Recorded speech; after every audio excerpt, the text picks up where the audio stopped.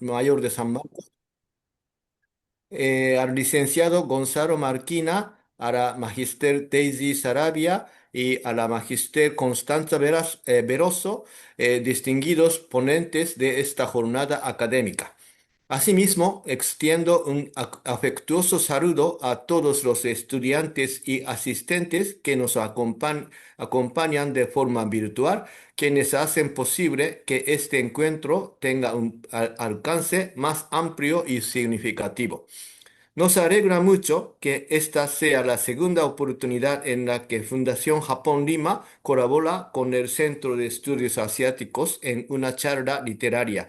La primera fue la conferencia Los gatos en la literatura japonesa. Hoy, con el horror en la literatura japonesa de los kaidan ancestrales a las voces contemporáneas. Continuamos la exploración de estos temas literarios, los cuales han gozado y continúan gozando de una significativa acogida entre el público interesado en la cultura japonesa. Esta conferencia nos acerca a la forma en que la literatura japonesa ha representado el horror a lo largo de su historia, mostrando su transformación desde los antiguos relatos de fantasmas y leyendas populares hasta las narrativas contemporáneas, cargando de simbolismo, emoción y reflexión cultural. En la fecha tan cercana al Día de los Muertos, este tema resuena también con la tradición peruana, donde honramos la memoria de quienes nos precedieron. Esta conexión cultural entre Japón y el Perú nos recuerda que, más allá de la distancia, compartimos una sensibilidad común hacia lo espiritual, lo invisible y lo simbólico. Desde Fundación Japón, continuamos trabajando para fortalecer los lazos de amistad y entendimiento entre nuestras culturas, promoviendo la enseñanza del idioma japonés, el intercambio artístico y el diálogo intelectual. Esperamos seguir colaborando con la Universidad Nacional Mayor de San Marcos en futuras actividades que sigan acercando al público peruano a la riqueza del pensamiento y la sensibilidad y la estética japonesa. Muchas gracias por acompañarnos esta noche. Domo arigatou gozaimashita. Muchas gracias por sus excelentes palabras, señor Bueno. Ahora pasaremos a darle las palabras al doctor Carlos Aquino. Doctor, adelante, por favor. Bien, gracias. Buenas noches a todos ustedes. Buenas noches, señor Ueno Hiroyuki. Agradeciéndole otra vez la cooperación, ¿no? El apoyo que siempre la Fundación Japón nos brinda en este tipo de eventos, ¿verdad? Bien, solo brevemente unas palabras. El Centro de Estudios Asiáticos, como ustedes saben, es el único centro de estudios sobre esa región en una universidad nacional. Justamente estamos cumpliendo estos días, el 7 de noviembre, debemos cumplir nuestro séptimo aniversario. Fuimos creados el 7 de noviembre del año 2018 y vamos a hacer un evento o estamos coordinando la fecha, si no es el 7 va a ser el 14, estamos coordinando, entonces estén atentos a las indicaciones en ese sentido, ¿no? Bueno, como Centro de Estudios Asiáticos nos encargamos de estudiar qué es esa región, no solo en los temas políticos, económicos, sino también como estamos viendo ahora, también el aspecto cultural, ¿no? Que es algo creo que yo muy importante si queremos realmente entender la región del Asia y en particular Japón, ¿no? Japón es un país muy importante para el Perú en el tema económico, político y también la cultura japonesa tiene una gran popularidad. Me sorprende, en realidad estoy viendo el Zoom, ya hay más de 100 participantes. Bueno, eso dice dos cosas, ¿no? Primero, que el gran interés que hay por la cultura japonesa y segundo, por los que van a dar la conferencia ahora, ¿no? Tenemos a la profesora Daisy Sarabia, el profesor Gonzalo Marquina, la profesora Constanza Vicioso, y en verdad yo estoy muy contento, son tres amarquinos, que eso dice mucho, pues, del interés por nuestra universidad, ¿no? También quiero comentarles algo que ya se dijo. Nosotros tenemos una biblioteca de más de 600 libros, creo que ya son 700 con las últimas donaciones que nos han hecho. Están en la biblioteca central, entrando a la biblioteca central de nuestra universidad. Hay un corner, hay un espacio ahí denominado el corner de Asia, donde están los libros de economía, política, relaciones internacionales, cultura, idioma. Por favor, los invito a visitar. Y sobre Japón creo que tenemos más de 200 publicaciones, entonces vayan a ver ahí, ¿no? Y por último, quiero decirles que en el centro también organizamos muchos eventos. Estén atentos a las siguientes indicaciones. No solo es el tema del aniversario que vamos a celebrar en una semana o 2 semanas, depende de cómo sean las cosas, sino también tenemos 2 o 3 eventos más programados para este año. Termino deseándoles a todos ustedes que disfruten de esta conferencia. También voy a tratar de quedarme a escuchar, a ver lo que tienen que decir, y agradezco otra vez a los profesores por su esfuerzo, su tiempo dedicado a esto, y otra vez a la Fundación Japón por el apoyo que siempre nos brinda. Muchas gracias. Agradecemos al señor Bueno y al doctor Aquino por sus palabras y por el continuo apoyo en la difusión del pensamiento y cultura asiática de nuestro país. Bien, damos inicio ahora a la conferencia principal, el horror en la literatura japonesa de los kaidan ancestrales a las voces contemporáneas. Esta noche nos acompañan tres destacados ponentes, quienes abordarán el tema desde distintas perspectivas de la tradición literaria japonesa. En primer lugar, escucharemos al licenciado Gonzalo Marquina con la ponencia titulada El horror en la poesía japonesa. Gonzalo Marquina Arcos es un traductor, investigador, gestor cultural, escritor y docente en lenguaje y literatura por la Facultad de Educación de la Universidad Nacional Mayor de San Marcos. Es autor de obras como Obnubulación, Gota de tinta y Paisajes efímeros, además de numerosos ensayos sobre la literatura japonesa y Nikkei. Ha editado y prologado 11 antologías de poesía haiku y obtuvo el segundo premio en el sexto concurso internacional de haiku, La Luna Roja. Presentó la muestra audiovisual Hola, ¿qué tal? Voces del Haiku en Quechua y colabora con revistas y espacios culturales como Kametsa y La Lámpara de Papel. Es docente principal en la comunidad Wabi Sabi y dirige la escuela de haiku Retama, dedicada a la traducción, investigación y creación del haiku en Iberoamérica. Bueno, muchísimas gracias por la presentación.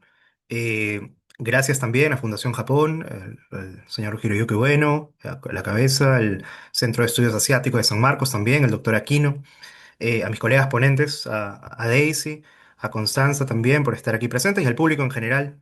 Vamos a iniciar con la presentación de hoy. Voy a compartir, por favor, en el chat si pueden decirme si es que puede visualizar la presentación que traje. No sé si la están viendo. Creo que sí, ahorita está todo en oscuro nada más. Creo que sí. Ok, listo. Bueno, y yo quiero empezar rápidamente con algo que en realidad no tiene tanto que ver con lo japonés, pero sí con la otra parte de la reunión que hoy día nos compete, que es el terror. Y es que gracias a este evento yo pude volver a un libro importante, un libro que me gusta mucho, de hecho, porque fue el primer libro que leí cuando era niño, y es este libro de aquí. Socorro 10, 12 cuentos pesadillescos para niños, escritos por la autora argentina Elsa Bonerman. Es un libro que me cautivó, de hecho, cuando era más pequeño, eh, porque incluso en la parte final tenía una página donde se podía dibujar lo que uno había soñado, ¿no? Las imágenes que uno había tenido luego de leer estos cuentos pesadillescos. Eh, y bueno, la relectura de este libro me sirvió también para recordar algunas de las características más resaltantes de lo que nosotros en Occidente llamamos literatura de terror o literatura del miedo. En primer lugar, antes de empezar con el análisis de la parte en japonés, recordemos de dónde estamos partiendo. Al hablar de la literatura de terror hay que tener en cuenta que vamos a introducirnos en un mundo donde hay atmósferas inquietantes, ¿no?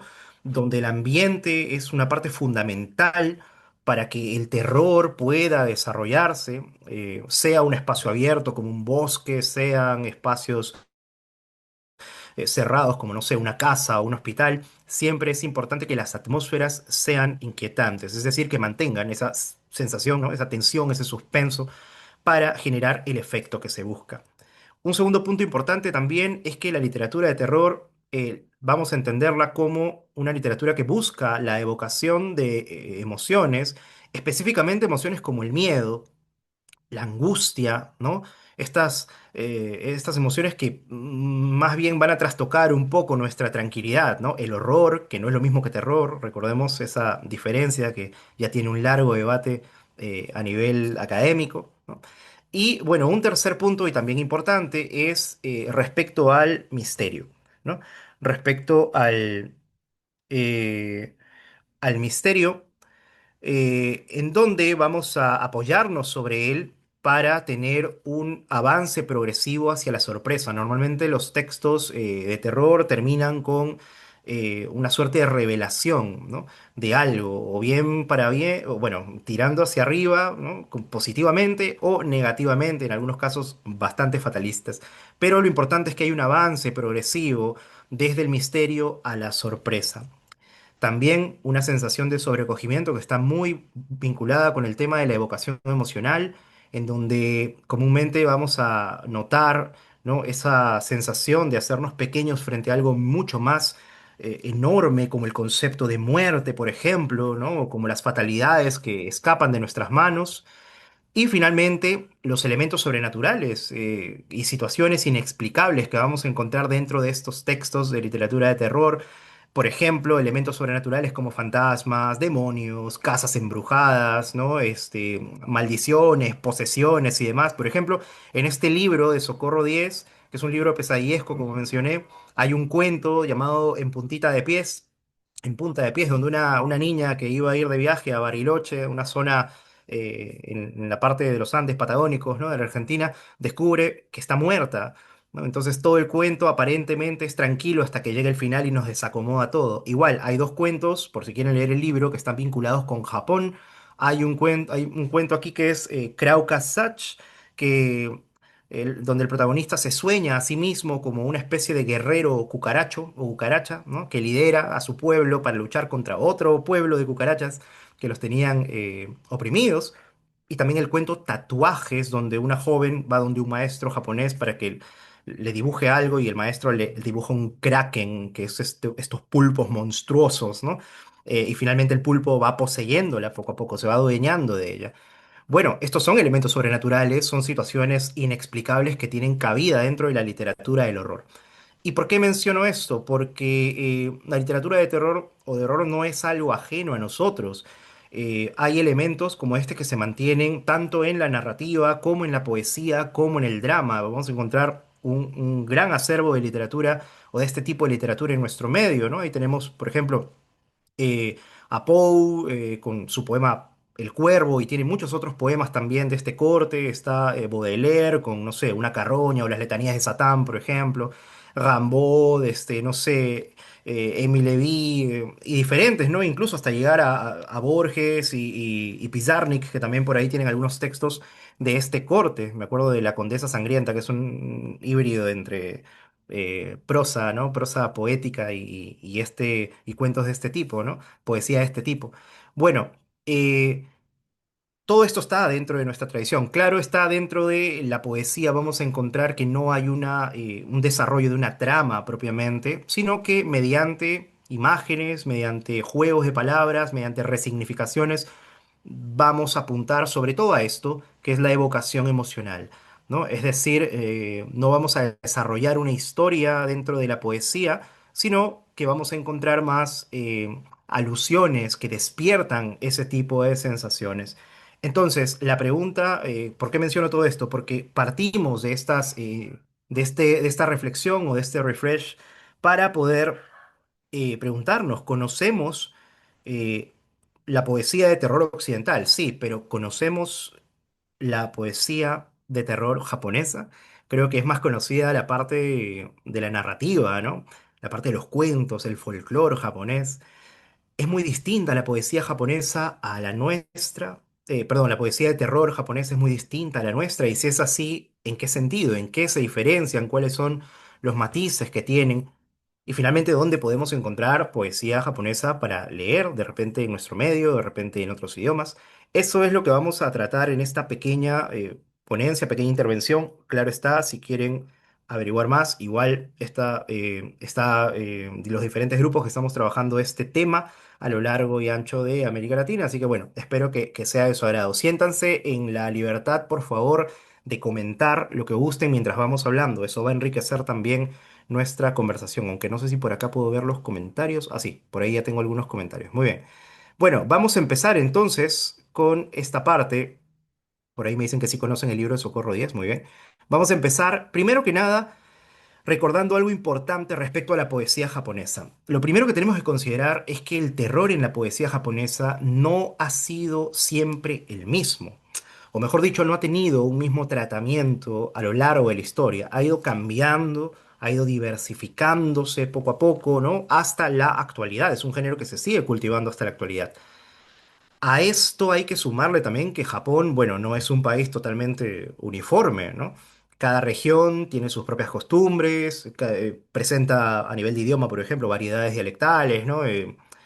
Tienen una geografía distinta también, cada espacio que influye sobre las imágenes poéticas que van a utilizar en sus creaciones. Eh, por eso nosotros vamos a empezar el día de hoy señalando dos grandes grupos o categorías que la crítica japonesa ha establecido para el estudio de su poesía. En primer lugar, tenemos la poesía clásica, ¿no? El Dento-shi, que vamos a entender como esta poesía que se hace desde más o menos el periodo Nara, el 710, hasta el 1868, que es cuando termina el periodo Edo y da inicio el periodo moderno con el periodo Meiji. Y aquí va a ser el inicio también, el punto de inicio de la poesía moderna slash contemporánea, porque llega hasta nuestros días. Desde 1868, que empieza el periodo Meiji, hasta la actualidad, hay una producción, bueno, vamos a ver poco a poco con algunos matices, pero que de alguna forma va a ser en algún punto distinta, ¿no? A la que le precede en los siglos anteriores. Así que tenemos estos dos grandes grupos. Vamos a empezar por el primero. Uy, no sé, por ahí alguien creo que está pintando la pantalla. Cuidado, no toquemos de más la pantalla, no encendamos tampoco los micros para no tener interrupciones. Bueno, primero que nada vamos a empezar por la poesía clásica, que creo que es algo que a mucha gente también le apasiona. De hecho, en Retama, que es la asociación a la que pertenezco, estudiamos el haiku, que es una forma de la poesía clásica.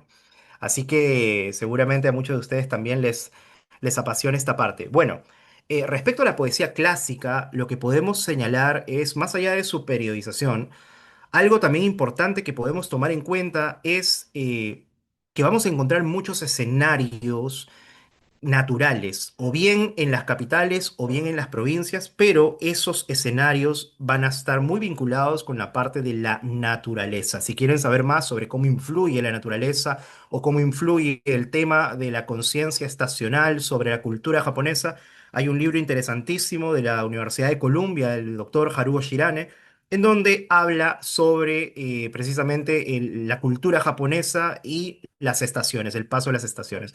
Pero bueno, este escenario natural va a estar presente en los poemas japoneses, sean escenarios de la capital o sean en las provincias o en los pasos de montaña, en los lagos, en los muelles, ¿no? Va a estar muy presente este escenario natural, este vínculo con, digamos, el mundo natural. Por otro lado, va a haber una gran influencia de dos corrientes del pensamiento importantísimas que no vamos a desarrollar en esta sesión, pero que las menciono.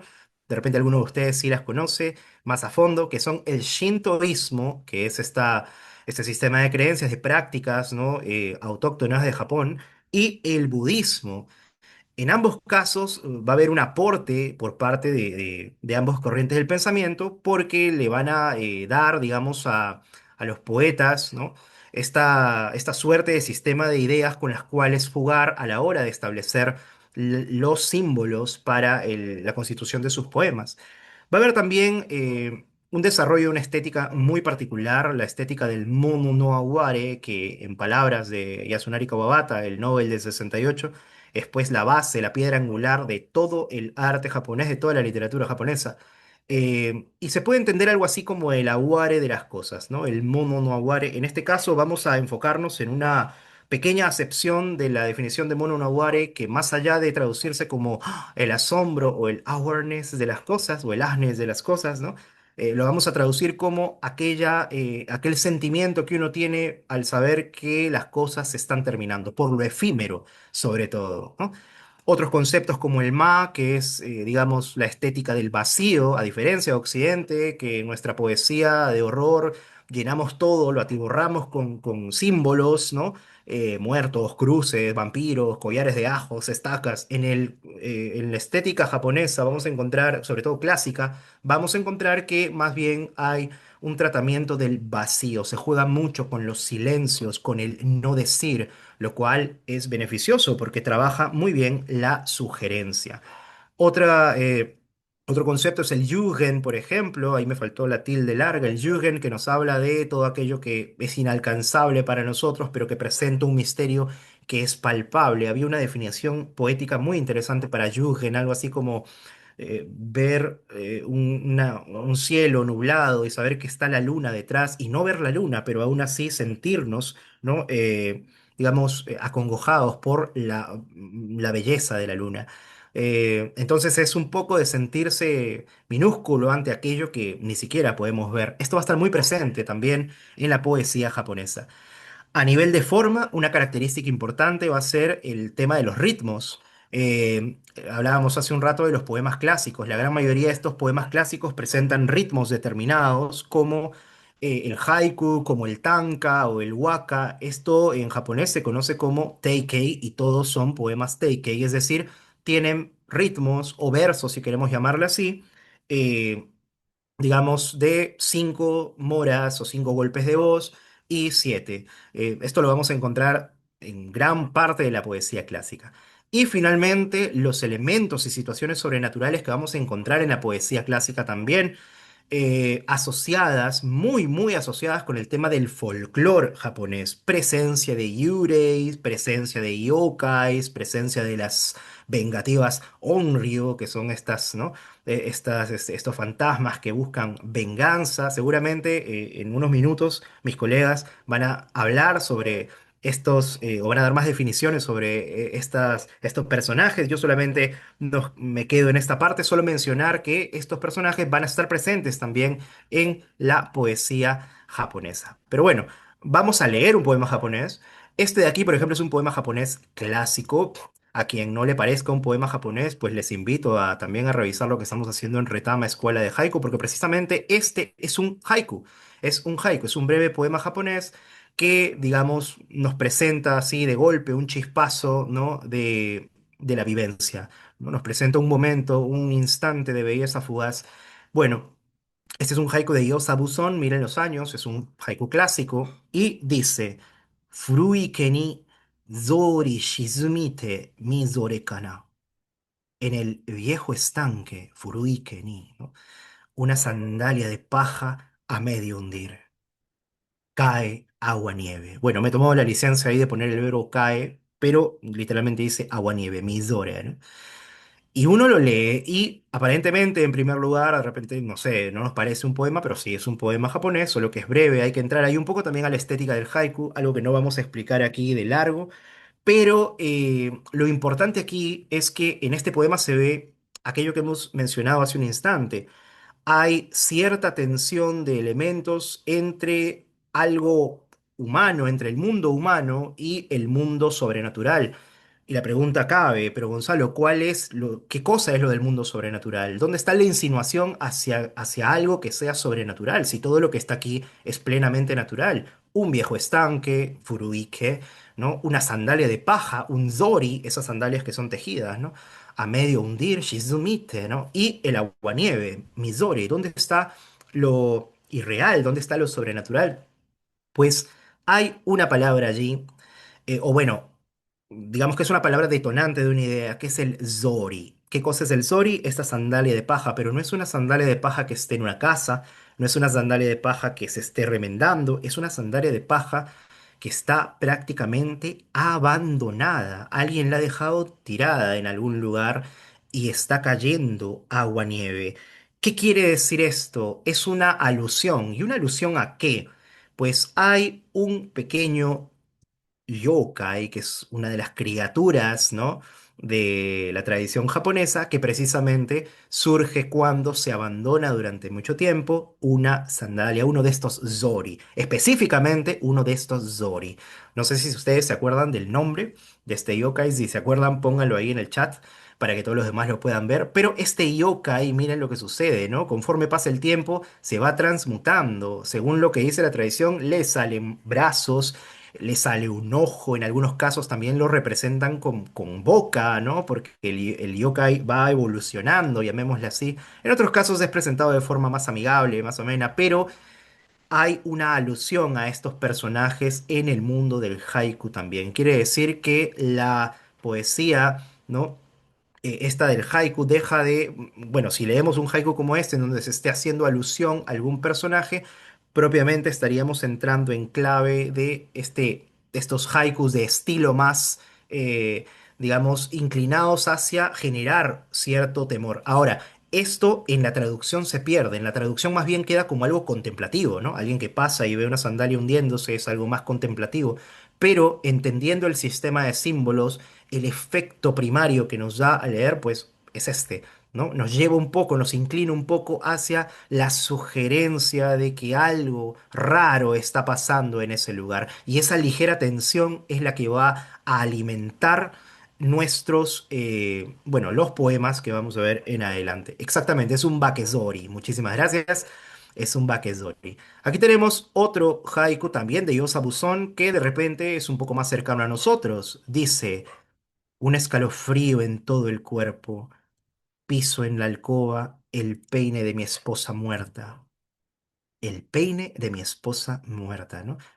Bueno, eh, este haiku fue escrito por Buzón cuando su esposa todavía estaba viva. De hecho, su esposa sobrevivió 16 años más al poeta cuando murió. Pero es interesante porque entonces, ¿por qué Buzón escribió algo sobre su esposa muerta? Muchos críticos dicen que en realidad en este haiku lo que hay es una reminiscencia a las famosas yurei, a los famosos espíritus, ¿no? de mujeres que tienen todavía algo pendiente en el mundo. En este caso estaría pues haciendo esta alusión a la hora de pisar este peine, que se refiere no a un peine de plástico como hoy en día lo tenemos, sino a una peineta de metal que se colocaba en el cabello, ¿no? Para poder amarrarse, poder hacerse un moño, una cola. Bueno, ese frío que transmite el poema, en ese frío está el chispazo, está aquello que nos tiene que mover, ¿no? A la hora de leer estos haikus, en este caso inclinados hacia el horror. Vuelvo a repetir, esto en la traducción se pierde un poco, aunque me parece que la palabra escalofrío quedó bien, ¿no? Creo que de alguna manera juega con la sensación que trata de darnos este haiku.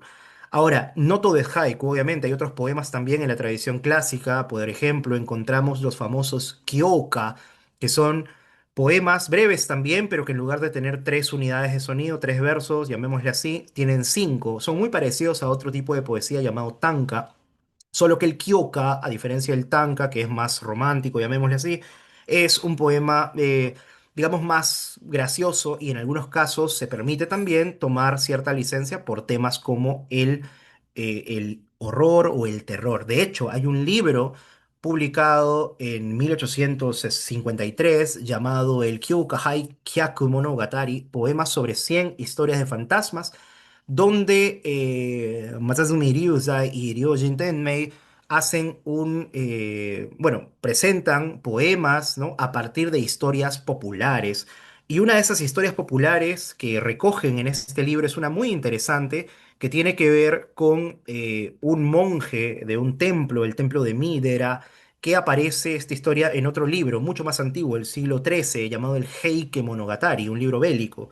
Y en este libro se habla que este monje, pues, tenía una particularidad y es que se podía convertir en animales, se podía convertir exclusivamente en una rata, en una gran rata. Él era conocido como Teso o Raigo también, es otro nombre. Entonces, para este relato en particular, hay un poema dentro de este libro de las 100 historias de fantasmas, ¿no? Dice: Kyomo no kuisakubatsu no raigo ga Tetsu no Nezumi wa hanashi tozo naru. Por devorar un sutra, Raigo ha sido castigado. La rata de hierro ahora no tiene ninguno de sus dientes. Qué buena imagen, ¿no? Qué bueno, y me encantaría que hubiese, que alguien el día de ayer de Halloween se hubiese disfrazado de esta rata sin dientes. Sería sumamente escalofriante. Bueno, aquí lo que podemos apreciar es, bueno, seguramente si alguien no sabe qué cosa es un sutra, no va a entender el poema. El sutra es una oración budista, pero antiguamente los sutras pues se guardaban en bibliotecas en papeles muy finos. Y las ratas muchas veces terminaban comiéndose estos papeles que eran de una fibra vegetal. Por esa razón es que terminaban comiéndoselas y se perdían las oraciones. Entonces los monjes cuidaban mucho este tipo de material. De hecho, hay una leyenda de que por eso llegaron los gatos a Japón, para cuidarlos, ¿no? Los sutras de los monjes. Bueno, en este caso el poema está haciendo alusión no solamente a ese acto de devorarse el sutra, que es un acto profano, ¿no? Que podríamos inclinar por ahí también la visión de la literatura de terror en Japón, sino que también hace referencia a la rata de hierro, que en este caso juega con la idea de la rata. Es una forma de decir una rata gris, una rata ploma, ¿no? Y por otro lado también la cuestión de que no tiene ninguno de sus dientes. He ahí el detonante porque hay un juego lingüístico aquí en Hanashi, ¿no? Es decir, no tiene dientes, ha, dientes, nashi, no tiene, pero también con la idea de que no puede decir nada, se ha quedado muda. Entonces, ¿no? Ahí hay un problema, bueno, un juego interesantísimo de semántica. Por ahí nos dice Diana, en hiragana dice ha hanashi, en romari wa hanashi. Sí, bueno, así está en el original, es una forma de jugar también. Recordemos que este ja a la hora de leerlo, ¿no? Se pone como wa para diferenciarlo del otro kana. Eh, este es como partícula y este segundo ha, para los que saben japonés, en realidad debería de ser diente, pero lo dejan así en hiragana para jugar con, digamos, la plurisemántica que puede significar ha. Puede significar diente, puede venir también de hanashi, de que es hablar. Bueno, se juega con esa idea de se ha quedado muda o ya no se puede decir nada porque no tiene dientes. Es maravilloso porque hay muchos, digamos, muchas imágenes que están contenidas en este pequeño poema y que obviamente nos inclinan hacia imágenes incómodas, que fuera de deleitarnos, como por ejemplo un haiku sobre, no sé, grullas o cerezos en flor, nos presenta la imagen de una rata sin dientes, ¿no? Por ahí más o menos es que está inclinada esta literatura del horror.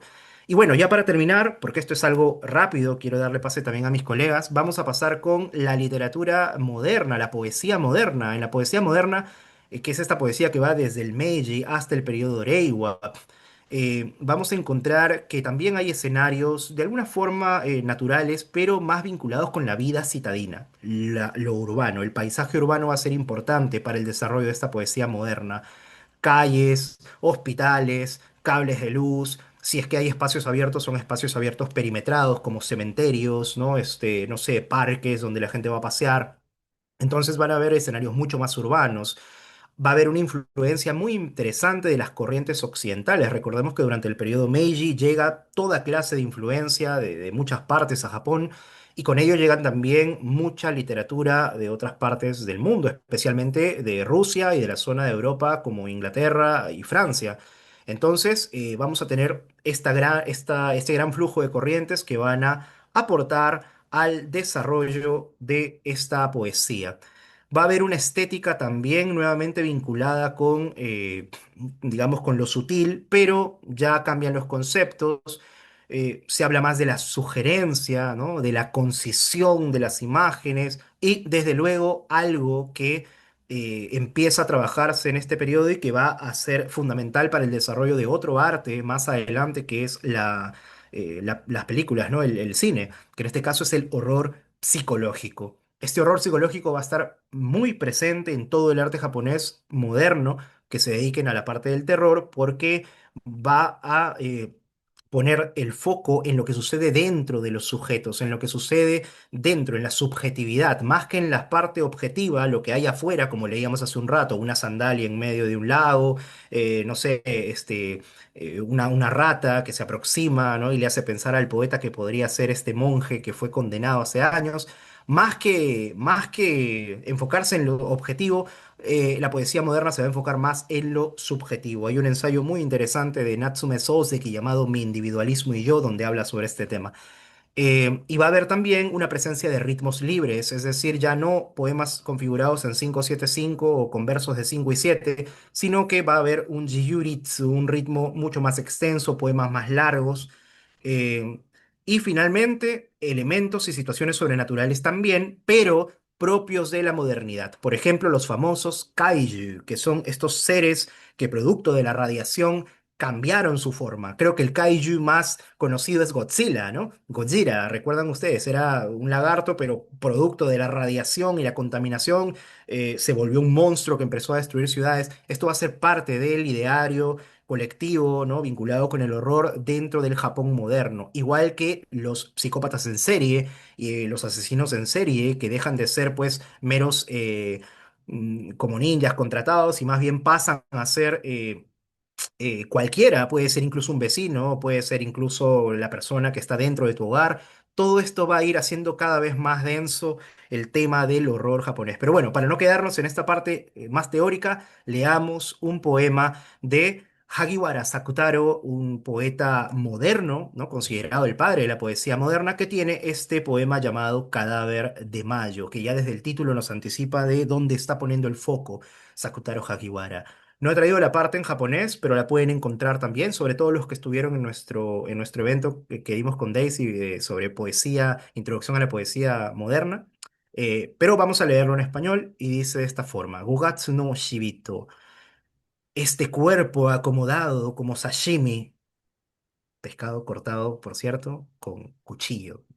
Leamos la poesía como símbolo, ¿no? Este cuerpo acomodado como sashimi, bello, solemne, seductoramente colorido, sus pechos, sus labios, su rostro y sus brazos, barnizados con aceite por un suave pincel, amable cadáver de mayo, mientras me retorcía como una serpiente verde y dorada, sentía algo pegajoso, y fregué y arrastré, ilustré mi piel en la alfombra de la muerte. Bastante denso, ¿no? Diferente a la poesía clásica, más contemplativa. Aquí Sakutaro Hagiwara, que de hecho era un gran lector de Baudelaire, ¿no? Nos presenta esta imagen que tiene mucho de oscuridad, tiene mucho de este horror que se va a ir cocinando a principios del siglo XX, que más adelante va a evolucionar en poemas mucho más extensos, donde los símbolos ya estén muy, muy compenetrados con los lectores, ¿no? Este último poema, que dice Congénito, también es de Sakutara Hagiwara, dice: las casas yacen exhaustas en la tierra, dormidas como arañas gigantes, en la oscuridad desolada naturaleza, en la oscura y desolada naturaleza, los animales tiemblan de miedo, asustados por algún ser de pesadilla, sueltan tristes y ahogados chirridos. Noir, noir, y agua. Las hojas de los sorgos que llevan el viento murmuran crujidos en las tinieblas. Escuchen lentos e impávidos esos rugidos al otro lado del camino. Son los ladridos distantes de un perro. Noir, noir, y agua como si se estuviera ahogando, ¿no? Ese perro está enfermo, mami. No, cariño, solo está muriendo de hambre. Bajo la luz tenue de un cielo lejano, entre las sombras vacilantes de la materia, el perro mira fijo a sus enemigos. Congénito, un recuerdo antiguo, el instinto es la presencia de sus trágicos ancestros, y el corazón del perro se empalidece de miedo y extiende su aullido en la negrura de la noche. Noir, noir, Yagua, ese perro está enfermo, mami. No, solo está muriendo de hambre. Y bueno, muchísimas gracias por la participación. Solamente mencionar que esto tiene que ver también con un monstruo que hay digamos, en el ideario japonés. Había traído otros poemas, pero ya no nos da el tiempo. Solamente mencionar que incluso poemas como el haiku en la actualidad, que son clásicos, se siguen trabajando desde esa perspectiva del horror, como estos haikus que son de miedo, e incluso hay una corriente llamada eh, digamos, el horror haiku, ¿no? En donde se trabajan temas como el Halloween, por ejemplo, eh, temas como la muerte, temas como este de acá que me encanta, que dice afilo la navaja, ¿no? Pensando en ese tipo, crisantemo salvaje.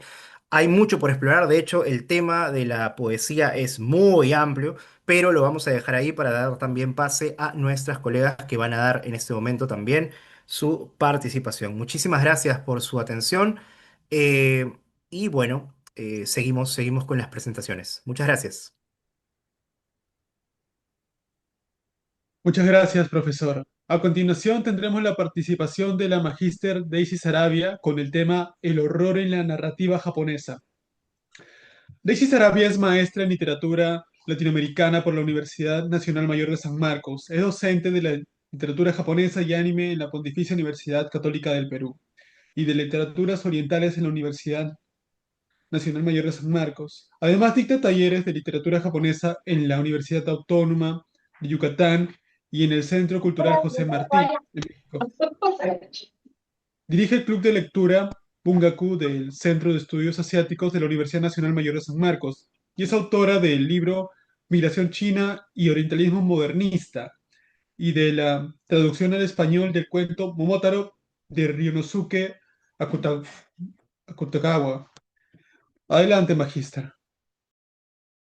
Muy bien, buenas noches con todos. Bien, paso a compartir. El día de hoy voy a conversar, tener el gusto de poder conversar sobre dos autores que son efectivamente unos clásicos, uno del periodo Taisho, otro ya más entrado en los 90, del periodo Heisei. Me refiero justamente a Erogawa Rampo y Koji Suzuki. Bienvenidos. En principio, brevemente, por el tiempo, más que todo, muchas gracias a todos los asistentes, muchas gracias también a los estudiantes del curso de literaturas orientales, porque de hecho las recomendaciones vinieron justamente de ellos, cosa que estuvieron en las redes sociales en estos días. Un agradecimiento especial al doctor Carlos Aquino y también al director de Fundación Japón Lima, Hiroyuki Ueno. Muchas gracias porque debido a esto, ¿no? Se está realizando por segunda vez en este año, 2025, un evento, ¿no? Aquí en Perú sobre literatura japonesa.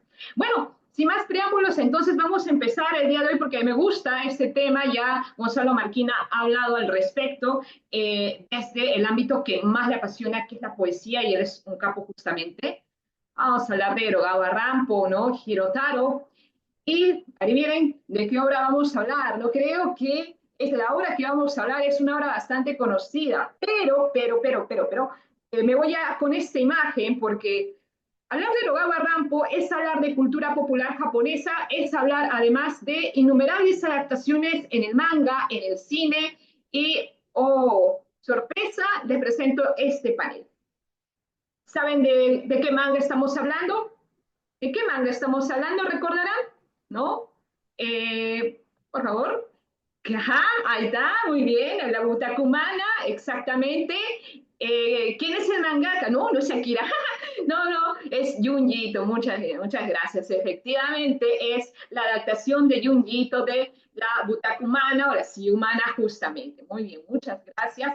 Y vamos a hablar justamente de ello porque, como estamos viendo en pantalla, este es un relato bastante perturbador.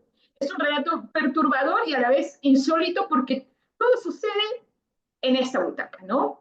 Una mente perturbada decide ocultarse en esta silla, ¿no? Y eso es de por sí bastante espeluznante. Vemos ahí que el rostro se asoma y un grito muy macabro para retratar justamente este horror, que en el relato justamente de Edogawa Rampo, ¿no? Habla de una persona que decide, ¿no?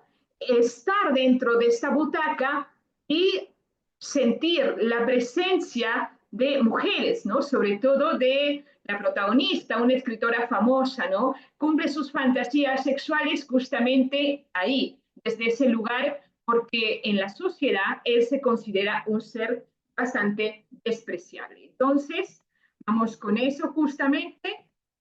Tenemos la butaca humana, ¿no? La silla humana en la que tenemos el sillón humano, efectivamente, Nigenisu. Nigenisu es un título muy interesante que siempre lo comento porque tiene estos kanjis de persona, de Hito y de Aida, que es el intervalo, y que en Japón o en la cultura japonesa a nivel etimológico menciona, ¿no? Efectivamente que lo humano, Nigen, justamente, es la relación que tiene un individuo con su entorno, ¿no? Aludiendo justamente a este kanji Aida, en el cual el sujeto Hito tiene que estar moviéndose, comunicándose.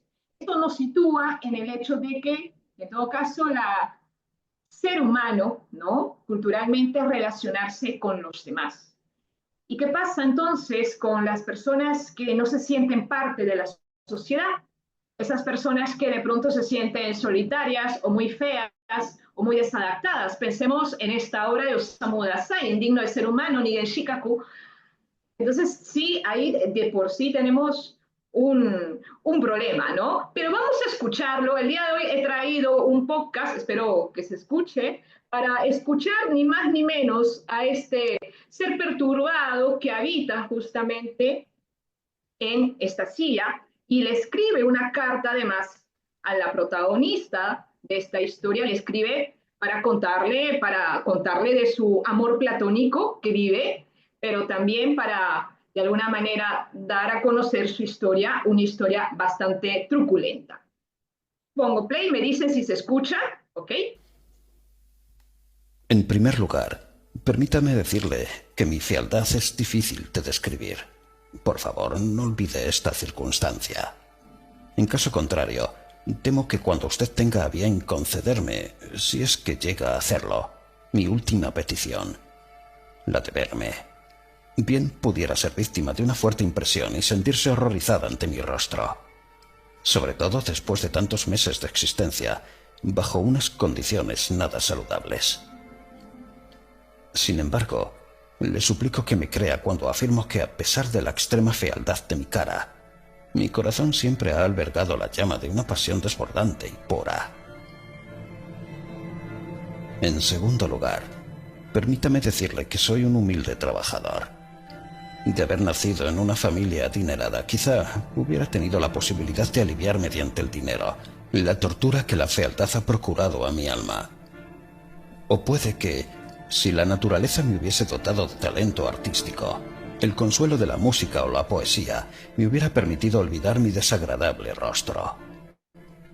Pero, al no recibir la bendición de tales dones, y siendo la desgraciada criatura que soy, no tuve más remedio que convertirme en un humilde ebanista, y terminé especializándome en la elaboración de diversas clases de sillas. Muy bien, esta es parte de este fragmento inicial de la carta de este personaje que habita dentro de una butaca. De acuerdo a lo que has escuchado, ¿cómo lo defines? ¿Cómo sientes que es este personaje de acuerdo a lo que acaba de narrar, lo que acaba de contar de sí mismo? ¿Cómo lo puedes definir? Pueden ayudarme, pueden escribirlo ahí en el chat, ¿no? ¿Cómo lo has sentido? ¿Cómo has sentido de pronto este discurso, ¿no? Esto que él empieza porque les está describiendo a sí mismo, ¿no? Enigmático, me dice Esperanza, muy bien, sí, ¿no? Es un poco extraño, ¿no? ¿Qué más piensa el resto, ¿no? ¿Cómo lo podemos definir? Un hombre mayor, es perturbador lo que cuenta, sí, ¿no? Esta idea de que es muy feo, ¿no? De que el dinero, ¿no? Digamos, le ha sido esquivo, su horripilancia, etcétera. Josué dice el misterio, desolación, dice Rassi, creo que es un buen término, es una persona muy solitaria. Claro, en la narración es de terror, ¿no? Así efectivamente dice, Parris me dice enigmático, aislado, y Sahaku me dice, puede ser como un ser con bastante baja autoestima. Sí, se nota, ¿no? Porque él dice, permíteme, incluso se siente como débil, no frágil frente a ella, ¿no? Menor que ella. Alejandra me dice un personaje que se desprecia a sí mismo, disminuido, efectivamente, es un personaje disminuido. Mónica me dice que le recuerda un poco a lo kafkiano. Puede ser, ¿no? Sí, tiene ese aire justamente, una persona resignada frente a la vida, una persona que de pronto se siente menoscabada, en fin. Eso es lo que nos ofrece justamente, pero además tenemos en cierta parte, ¿no? Y lo que va a narrar luego, es un personaje que quiere vivir una fantasía sexual, tiene un deseo, porque él ama, él quiere vivir el amor, pero el amor le es esquivo debido a su fealdad, justamente, ¿no? Entonces, sí, justamente eso es lo que tenemos precisamente en esta historia, en el que hay un elemento grotesco, él es grotesco, ¿no? Está en el ámbito de lo deforme, como señala, está también lo erótico, el deseo, el hecho de quedarse en esta silla para poder cumplir sus fantasías, ¿no? Leslie dice, quiere sentir a los demás, y eso es lo interesante, porque más allá de lo morboso, como efectivamente lo menciona, más allá de eso, está también el hecho de que esta es una persona solitaria, deshumanizada, que ha decidido pasar sus últimos días, ¿no? Habitando en esta butaca humana, justamente, ¿no? Bien, volvamos ahí en un rato. De Erogawa Rampo tenemos varios relatos que me gustaría recomendarlos, tal y por el tiempo no puedo mencionarlos a todos. Como verán, hay relatos desde sus cuentos, recopilaciones de cuentos. Tenemos también esta obra El lagarto negro. Él está en el periodo Taisho de 1912 a 1926, ¿no? Su obra también se extiende mucho más allá.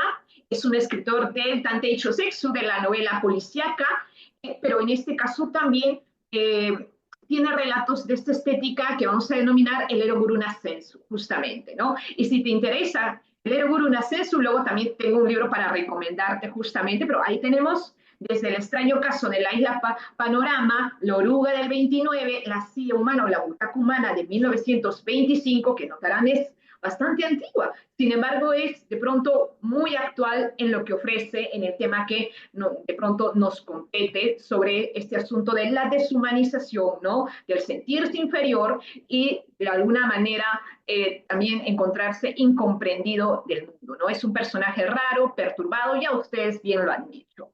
¿Cómo es el horror de Erogawa Rampo? En principio, vamos a trabajar el día de hoy esta idea brevemente del Eroguru Nasensu, porque es de pronto la estética que lo inmiscuye en muchos de sus relatos, y además porque el Eroguro tiene que ver con las fronteras entre lo bello y lo repulsivo. Decía justamente un mangaka que me gusta mucho, Kazuo Umesu, que el horror japonés tiene mucho que ver con la dicotomía entre lo bello y lo feo, justamente, ¿no? Entonces vamos a ver aquí que, por ejemplo, el personaje que está dentro de la butaca humana se considera horrible, ¿no? Asqueroso, frente a la dama, a la escritora, justamente, ella más bien es la representación de lo ideal, ¿no? Lo bello, lo perfecto, el personaje público, una escritora muy famosa además. Este escritor, Erogawa, va a introducir teorías criminológicas y médicas, eso sobre todo en el género del Tantei Shosexu o novela policíaca. El horror aquí es íntimo y psicológico. ¿Por qué? Porque no proviene de lo sobrenatural, ¿no? No hay aquí un yurei, no hay aquí un bakeneko, no hay aquí una historia del tipo Yotsuya Kaidan. Aquí es, el horror proviene de lo psicológico, de la mente retorcida. Entonces, eso es la parte interesante, es la obsesión, como ustedes ya lo han señalado, la mente enferma, la locura. Podemos entender de pronto que este personaje ha perdido la razón. Entonces, estamos hablando de un horror más íntimo, más psicológico. También hablamos de un horror en lo cual lo cotidiano se vuelve lo siniestro. ¿Qué es lo siniestro? Justamente eso, es algo cotidiano que se retuerce, ¿no? Justamente eso. Entonces, ¿qué es lo cotidiano aquí? La silla, la butaca. Nadie esperaría que dentro de una silla hubiese, ¿no? Un voyerista, hubiese una mente perturbada. No esperas eso, ¿no? Realmente no lo esperas. Entonces, darle vida a estos objetos forma parte justamente de lo que estamos viendo en la butaca humana. Lo cotidiano se vuelve siniestro. Podemos ver como una silla o una carta, una habitación, todo eso va a convertirse en algo siniestro. Algo que es de lo más normal o ordinario pasa a convertirse en algo siniestro. Tenemos aquí el horror, efectivamente, de Rampo, surge del Eroguro, esa corriente que empieza en los años 20 a los 30. Hay una mezcla efectivamente de lo grotesco, lo erótico y lo absurdo, que es el Nasensu, porque es Eroguro Nasensu. Y finalmente, también mencionar que el cuerpo, que es de pronto un elemento que se menciona aquí, es el escenario del miedo, ¿no? Rampo convierte el cuerpo propio o ajeno, para el caso del protagonista, en un espacio de encierro, en un espacio de placer, porque siente un deseo, tiene una fantasía, pero también es un espacio de degradación. Y aquí hay una crítica justamente a la degradación moral de la época, ¿no? A cómo una persona de pronto se ha enajenado totalmente, ha enajenado su condición humana y también se ha degradado moralmente, ¿no? Tenemos eso, el Eroguro Nasensu es justamente lo que tenemos aquí. Bueno, ahí Gonzalo comentó. Sí, efectivamente, Juan José me menciona sobre Po, de ahí sale el nombre, efectivamente, es el Po japonés. Tengo el libro de Satori, ¿no? Si les interesa, sobre Eroguro, donde se habla mucho de esta estética, que es una estética que compete al cine, al manga, al arte en general y a la literatura también. Tenemos un relato en el que tiene estos tres elementos, ¿no?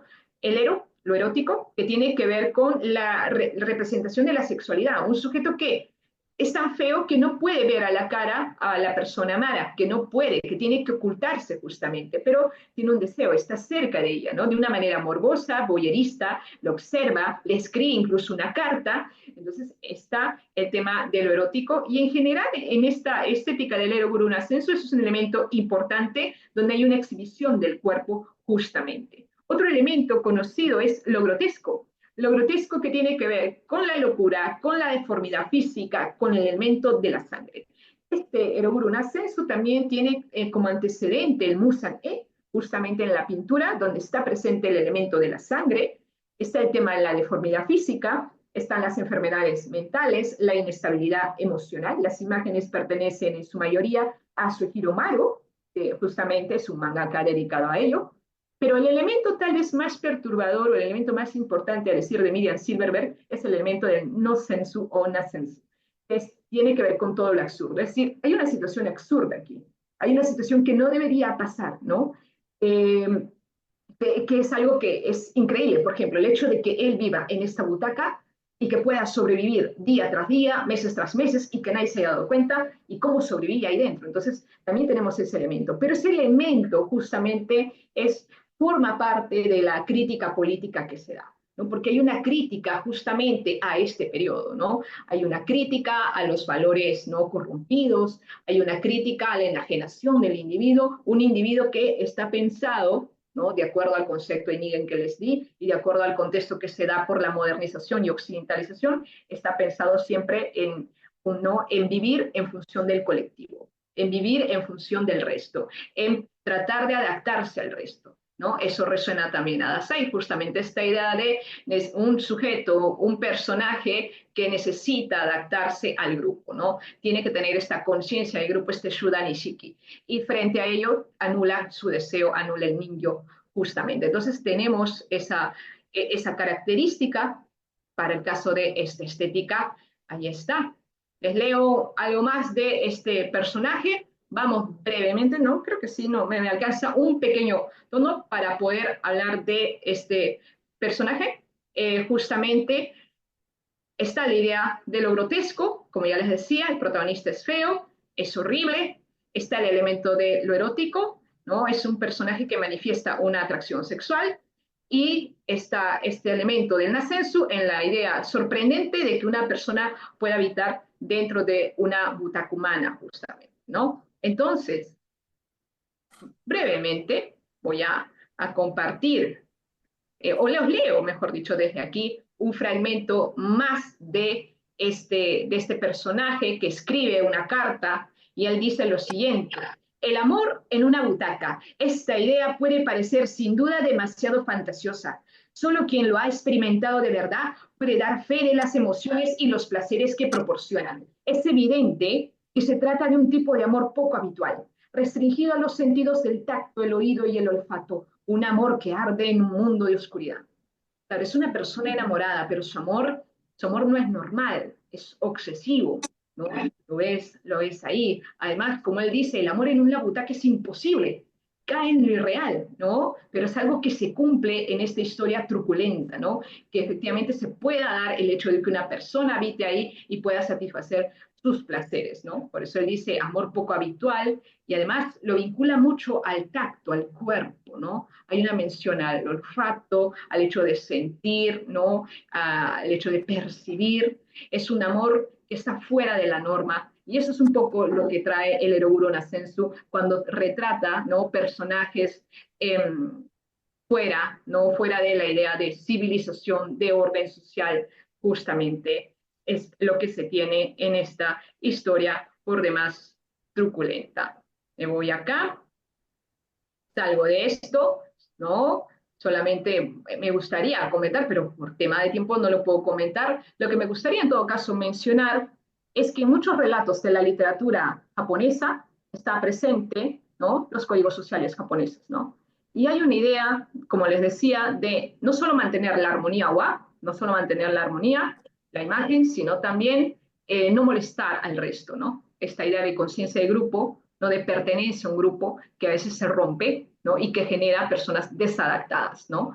Y este personaje, ¿no?, lo que intenta hacer es, a falta de eso, a falta de esa aceptación, a falta de pertenecer a un grupo, intenta a través del amor o de sus fantasías, por muy raras o extrañas que sean, establecer vínculo humano, ¿no? No perder el vínculo con lo humano. Pero su obsesión amorosa, en este caso con la escritora, con Yoshiko, con quien recibe la carta, pues es demoledora, no lleva ningún camino, ¿no? Entonces, justamente tenemos como el protagonista, ¿no?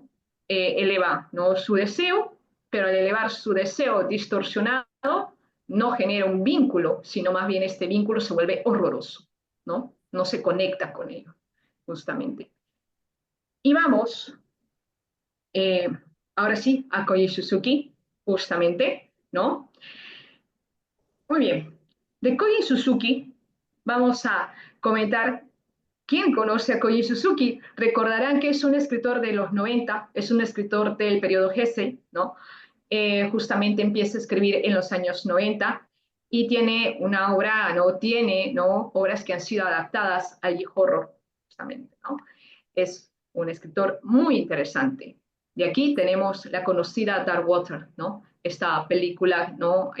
¿No? La película, muchos conocen esta película, que tiene además, es parte, ¿no?, de una compilación de relatos, de los cuales, de los más conocidos es Fuyusuru Misu, justamente, ¿no?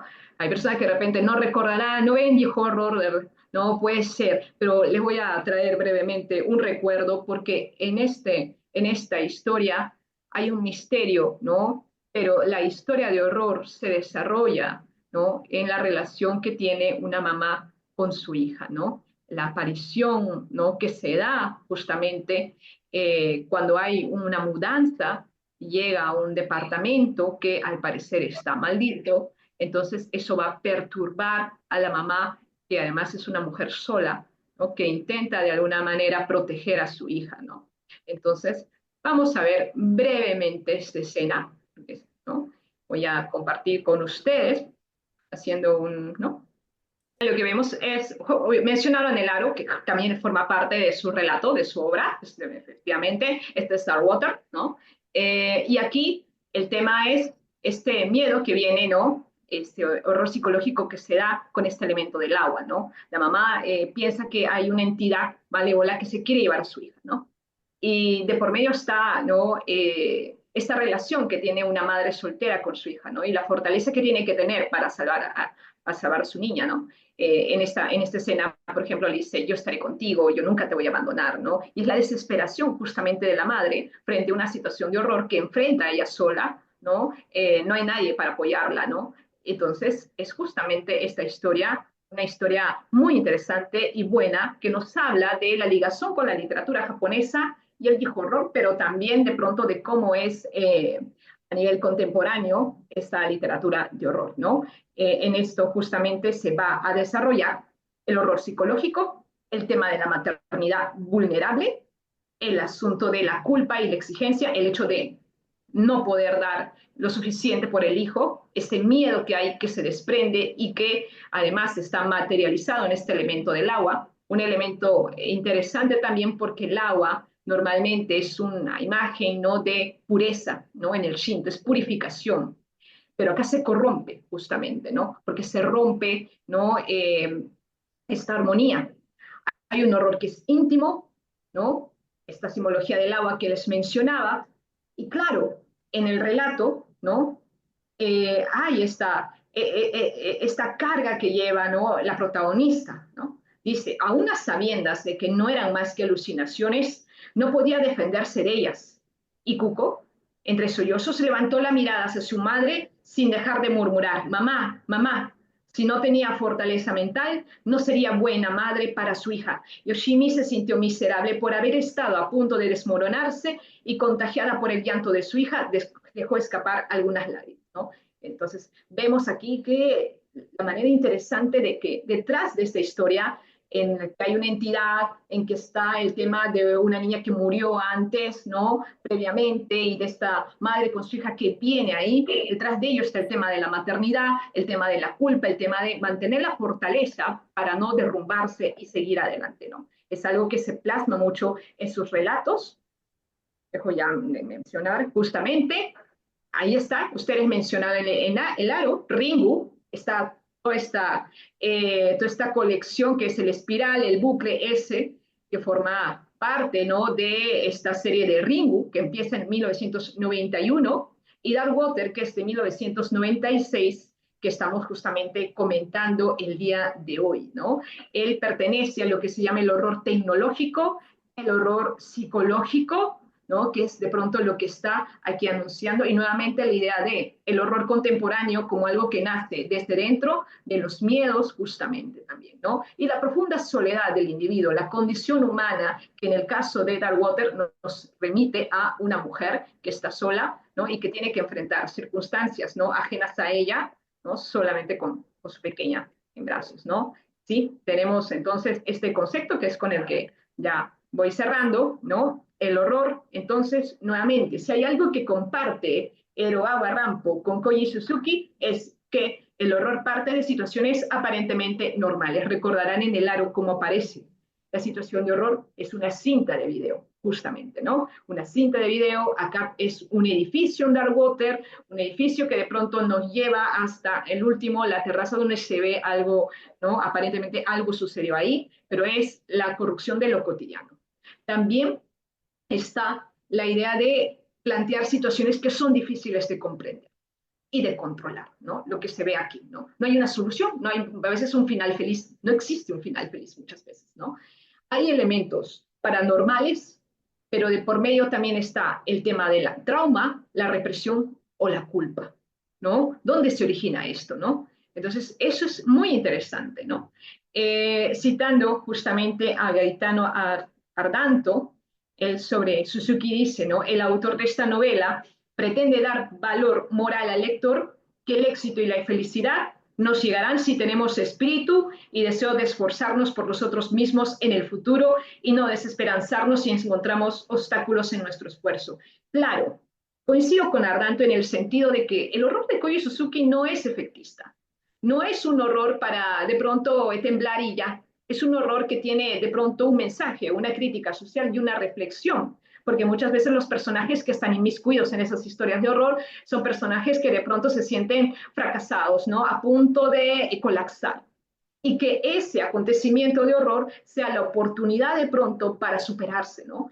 Entonces, eso justamente es lo que menciona Ardanto, que de pronto las novelas de Suzuki tienen esta, ¿no?, esta idea de dar o de brindar un valor moral justamente, ¿no?, que hace que de pronto el espíritu o el alma de las personas, ¿no?, digamos, supere estas adversidades justamente, y eso es algo bastante valioso de mencionar. Cierro con esto, ¿no? Esta idea entonces, el miedo de que explora lo íntimo, lo emocional, y muchos de los cuentos, y ojo a eso, porque es interesante de leer, lo invito a ver, tienen historias sobre madres, hijas o familias disfuncionales, lo cual nos invita a pensar de por qué el horror japonés, ¿no?, nos presenta esas historias. Tal vez porque hay un problema en ello, tal vez porque el problema está en la sociedad y no se resuelva ello. Entonces, el replanteamiento que hace Suzuki es muy similar a Erogawa. No comparte la estética Eroguruna Sensu, pero sin embargo sí nos está cuestionando todo el tiempo que hay un problema en la sociedad humana, y eso va más allá de un elemento sobrenatural o de folclore. Muchas gracias. Me cierro aquí porque ya se nos va el tiempo. Muchas gracias por su atención y bueno, seguimos continuando con esto.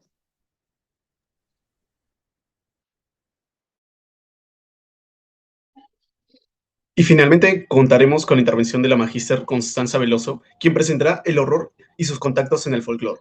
Constanza Belonzo Luarte es licenciada en Literatura y Ciencias del Lenguaje, mención en guión por la Universidad Finis Terrae y magíster en edición por la Universidad Diego Portales. Es fundadora y directora y editora de Ediciones Cero, editorial chilena e independiente dedicada a la divulgación de cultura y animación japonesa a través de libros de ensayo y ficción, talleres y clubes de lectura enfocados en la lectura japonesa. Les recordamos que las ponencias se desarrollarán de manera continua y al finalizar tendremos un breve espacio para preguntas del público. Adelante, Buenas profesora. tardes a todos. Buenas noches. ¿Se escucha? Les agradecería me pudieran confirmar si es que se escucha la presentación. Bueno, mientras tanto voy poniendo aquí, me van ayudando con la presentación. Muchas gracias. Bueno, primero que todo agradecer la invitación, sobre todo a todos los presentes, a la profesora Daisy Sarabia, a Gonzalo Marquina también. Realmente es un gran honor y un gran placer poder compartir en torno a estos temas. Bueno, en mi presentación, para partir ya, he querido referirme a lo que podemos entender como los orígenes del terror japonés, ¿no? O lo que se encuentra en las bases de lo que posteriormente se convierte en el horror, ¿no? Como ha mencionado Gonzalo y Daisy también, el horror es muy amplio y en la cultura japonesa lo es todavía más. La cultura de Japón crea un horror completamente distinto en muchos aspectos al terror occidental y los formatos a los que se une el manga, el anime y el teatro también van a tener muchísima influencia, ¿no? ¿Puedes avanzar a la siguiente presentación, por favor? Seguramente la mayoría de ustedes conoce que el folclore japonés está lleno de un gran abanico de criaturas, ¿no? Aquí yo puse algunas, tenemos ahí un yurei, un kappa que ya pertenece dentro de los yokai, ¿no es cierto? Está un karakasa también, está también este yokai que es la lámpara de papel, ¿no? Y todas estas criaturas son muy interesantes en cuanto a que reflejan, por una parte, un hecho fundamental de la cultura japonesa y es el hecho de que esta cultura siempre se ha entendido en relación con otros planos y con su entorno. A diferencia de lo que ocurre en nuestra cultura occidental, que tendemos a ser un poco más antropocéntrico y mucho más racionales, la cultura japonesa, como también mencionaba Gonzalo en su presentación, tiende a relacionarse también y a considerar otras especies y otros entornos de la vida también, y eso da lugar a todo este tipo de criaturas, ¿no? Por ejemplo, el caracasa, la linterna de papel, todos ellos hacen referencia a cómo los objetos incluso, que para nosotros son inanimados, en la cultura japonesa sí que tienen un alma y sí que pueden tomar cierta identidad, ¿cierto? La siguiente, por favor. Pero todo este folclore no va solo, viene de la mano también, por supuesto, del Shinto, que es esta corriente de pensamientos o de creencias, a rato también entendida como una filosofía o como una religión japonesa, y que bebe mucho también, por supuesto, del budismo, que viene también de China, de India, de Corea, etcétera. Y lo que yo quiero hacer en esta presentación es destacar cómo el propósito de los relatos antiguos, de donde vienen estas mitologías, dialogan de alguna manera con la literatura moderna japonesa y cómo se produce una suerte de diálogo, de pregunta-respuesta o de sugerencia y respuesta con respecto a esta identidad o este propósito que se pretende entregar. Para ello, yo me he basado en los cuentos antiguos de Japón. Tienen distintos nombres, algunos lo traducen como cuentos del antiguo Japón. Personalmente me gusta llamarlos más bien relatos antiguos porque el cuento obviamente hace referencia a un estilo literario que no se corresponde a lo que existía en esa época, ¿no? Estos relatos antiguos, para hacer un paralelismo, se podrían entender similares em, por ejemplo, a las fábulas occidentales. Estoy pensando, por ejemplo, en Ésopo, el cuento de la liebre y la tortuga, por ejemplo, ¿no es cierto? De alguna manera podríamos hacer una similitud con estos relatos tradicionales. eh, y hay un elemento que los atraviesa a todos y es una suerte de didáctica, una finalidad didáctica, una suerte de moraleja en todos ellos, ¿no? Para quien le interese, yo ocupé una edición chilena, de una editorial chilena, la editorial Oso de Agua, que hizo 2 volúmenes de colecciones de estos cuentos antiguos, ilustrados por imágenes de Luquillo E, que por cierto va a ser también este estilo pictórico muy importante a la hora de representar estos relatos también, y con la traducción de Gonzalo Jiménez de la Espada. Por supuesto, hay muchísimas otras versiones también, ¿no?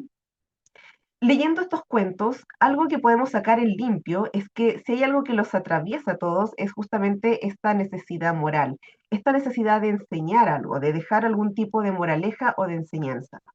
Y yo distingo en ellas, si bien son todos muy distintos, tres tipos de cuentos que apelan a tres tipos específicos de enseñanza, podríamos decirlo. Un primer tipo de cuento está relacionado con la enseñanza o el valor de las tradiciones y de los ritos. Por ejemplo, el cuento La boda de los ratones refleja todo el proceso o los ritos del matrimonio que, por supuesto, en esa época tenía un valor un poquito distinto, ¿no? Un segundo tipo de cuentos tiene, o de relatos tiene relación con lo que podríamos considerar cierto aspecto moral o de actitudes y cualidades que se consideran deseables para el pueblo japonés. Y ahí podemos considerar el amor filial, el respeto y el sacrificio hacia los padres, y también la honestidad, la integridad y la ingenuidad. Ahí te rescato cuentos como La montaña de Matsuyama, un cuento precioso, muy bonito, que rescata mucho la ingenuidad contra la vanidad, y La cascada mágica. Y finalmente, un tercer tipo de relatos que dice relación con esto también, pero que va un poquito más allá, porque no se queda solamente en lo moral estrictamente, sino que apela a un aspecto un poco más espiritual. Yo lo llamo una suerte de salvación espiritual o elevación espiritual. Y es precisamente en estos relatos donde vamos a encontrar los primeros atisbos de lo que podríamos considerar el terror japonés, porque ahí vamos a ver onis o demonios, vamos a ver a yokais, a estas criaturas que son híbridas entre humanos y animales y que van a favorecer a quienes se consideren buenos y a castigar a quienes están los malos, ¿no? Y ahí quisiera destacar, ¿puedes avanzar a la siguiente, por favor? Donde está el cuento de, bueno, aquí tenemos Urashima Taro, ¿no? Y Urashima Taro, si bien es cierto que no remite a un terror tan explícito, tiene una forma de generar miedo bastante particular. Urashima Taro es este pescador que se casa con la princesa del mar, se va a vivir con ella, y cuando desea volver a visitar su tierra, se da cuenta de que el tiempo ha transcurrido de manera distinta y que en la tierra han pasado muchísimos siglos, por lo tanto su familia ya murió, no hay padres, no hay familia, no hay nada. Y además de eso, él cometió el error de faltar a una promesa que él hizo, que era no abrir el cofre que su esposa le dio. Ella le dijo que si abría este cofre, iba a desatarse una gran desgracia y él no iba a poder volver tampoco al mar. Algo similar también al famoso mito de la caja de Pandora, y también similar a esta noción del no ver, ¿no? Del aguantarse, del no mirar hacia atrás o no ver algo que vemos en el mito también de Orfeo y Eurídice en la mitología griega, y que en la mitología japonesa también la vemos en la historia de Izanami e Izanagi, ¿no? Y aquí Urashima, en medio de su tristeza, abre este cofre, desobedece y se vuelve un anciano, de modo que lo pierde absolutamente todo, ¿no? Y aquí la cita dice, rescaté una frase muy específica para sintetizar un poquito la idea. Dice, pobre Urashima, murió por haber sido incauto y desobediente. Si hubiese escuchado los consejos que recibiera, hubiera podido vivir 1000 años más. Esa es, digamos, la intención de destacar de este cuento, ¿no? Cómo Urashima desobedeció y también fue a lo mejor un poco quizás descuidado a la hora de tomar decisiones, ¿no? Hay otros cuentos más que rescaté. Quisiera rescatar, por ejemplo, el cuento La montaña Cachikachi, si me pueden ayudar con esa ponencia, con esa página del PPT. La montaña Cachicachi es un cuento bastante tétrico dentro de esta colección de cuentos, que cuenta la historia de cómo un tejón, ¿no es cierto?, o un tanuki, como lo conocemos en la mitología japonesa, mata cruelmente a una anciana indefensa, la cocina y se la da de comer al esposo de esta pobre mujer, ¿no? Obviamente este marido queda espantado, disgustado, y una liebre agradecida con él decide castigar a este tanuki, engañándolo y haciéndolo, ¿no es cierto?, o torturándolo físicamente. Y aquí destaco una cita que dice así. El astuto tejón, viéndose perdido, dijo a la buena mujer, si me salvas la vida, te prometo majar toda la cebada, porque la señora estaba haciendo una cebada, no estaba en su comida. La buena mujer accedió, conmovida por los lamentos del animal. Desató la cuerda y la dejó libre, mas apenas lo había hecho, ojalá no lo hiciese, el ingrato tejón saltó sobre ella, la mató e hizo sopa con su cuerpo. Más tarde me voy a referir un poco a una reescritura que hay acerca de este cuento. Otro cuento muy interesante que hay es El gorrión de la lengua cortada. Por supuesto, todos estos cuentos tienen distintas versiones.